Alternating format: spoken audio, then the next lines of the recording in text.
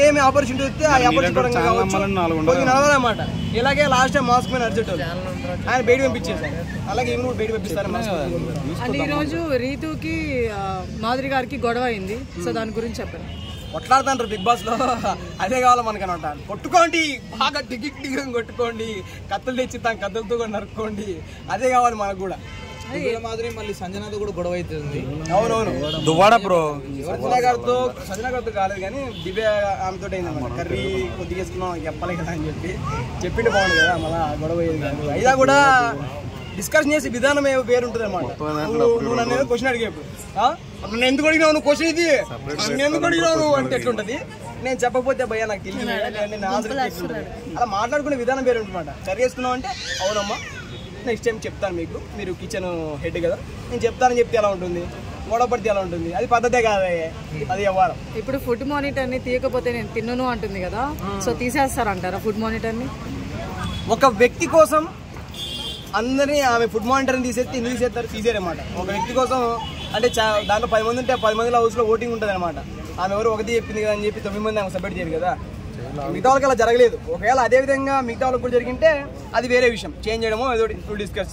Okay. And Ayesha గారు నిన్న తనుజ గారితో సపోర్ట్ తీసుకొని ఫేవరిజం ఇవన్నీ ఉన్నాయని చెప్పి మాట్లాడారు కదా, తనుజ గారు ఒక క్వశ్చన్ రేజ్ చేశారు, మరి మీరు కూడా ఇప్పుడు బాల్ తీసుకోవడానికి కూడా మీరు ఒక అబ్బాయి సపోర్టే కదా తీసుకున్నారు అన్నారు కదా, దాని మీద మీ కామెంట్స్? ఫస్ట్ ఆఫ్ ఆల్ ఏంటంటే ఎవరి దగ్గర అయితే పవర్ ఉంటుందో, ఎవరైతే ఓకే వీడు మనకి సెట్ అవుతారా లాస్ట్ ఇలా ఎండ్ ఆఫ్ ది మనకి యూజ్ఫుల్ అవుతారని చెప్తే అలాంటి వాళ్ళకే సపోర్ట్ ఉంటారన్నమాట జనాలు, బయట అయినా సరే బిగ్ బాస్లో అయినా సరే. అలాగే వాళ్ళు కూడా సపోర్ట్ చేస్తుంటారు అంతే. ఓకే. అండ్ చెప్పండి ఒకటైనా చెప్పు నాగార్జున గారు ఈ సాటర్డే మాధురి గారిని అడుగుతారంటారా, లేకపోతే శ్రీనివాస్ గారికి భయపడి అదే ఉంటుంది వదిలేస్తారంటారా? ఎందుకంటే వీళ్ళ షో కాబట్టి అది వేరే విషయం అనుకోండి, నడుస్తూ ఉంటుంది, కంపల్సరీ అడుగుతారు. ఎందుకంటే ఎందుకు అలా ఫైర్ అవ్వాల్సి వచ్చిందమ్మా, నీటి మాట్లాడచ్చు కదా అని చెప్పి మాట్లాడడం అయితే జరుగుతుంది కంపల్సరీ. ఎందుకంటే లోపలికి ఇంతకుముందుగా ఈయన కూడా ఉండేటోళ్ళు అనమాట మాస్మెన్ గారు, అలా గట్టి మాట్లాడి ఆయన కూడా పంపించారు. ఏమి ఎందుకు అలా మాట్లాడాల్సి వస్తుంది, కొంతమంది మళ్ళీ వాళ్ళు తక్కువ చేయడం కాదు అంటే వాళ్ళ మారుతీరు కూడా వేరుంటుంది అనమాట.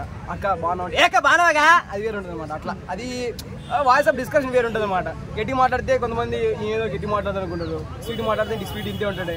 మన సుమన్ శెట్టి గారు ఉంటాడు, చిన్నగా మాట్లాడతారు, ఏమైంది అసలు ఏమైంది లోపలే అంటాడు చెప్పరా బాబు అలా అంటే చిన్న మాట్లాడుతుంది. చిన్నగా ఆయన మనస్తత్వం అలాంటిది, కానీ గేమింగ్ పరంగా వచ్చేటప్పుడు మంచిగా ఆడుతుంది, అదే మన స్టోరీ. అండ్ సంజన గారు మాధురి గారు గొడవ ప్రాంక్ అన్నారు కదా, లాస్ట్ ప్రాంక్ అన్నారు, బట్ ప్రాంక్ చేసా ప్రాంకులు చేస్తాంటారు, లోపల చేస్తే చల్లవు ప్రాంకులు, అది కామెడీ అనుకోండి, జోక్ చేసా అంటారు కదా, ప్రాంక్ లోపల చల్లవు, అది పద్ధతి కాదు. ఓకే అది కూడా ఒక బిగ్ బాస్ 9 లో ఒక భాగం.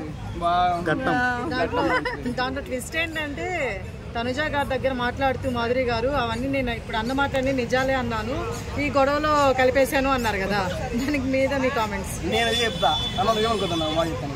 అయితే ఏంటంటే చిన్న మా ఫ్రెండ్ ఉంటాడు అనమాట, అరే నీ అబ్బా నీ అని చెప్పి పక్కనోడు అరే ఇంటి కదా అంది ఆనందం రా అంటాడనమాట.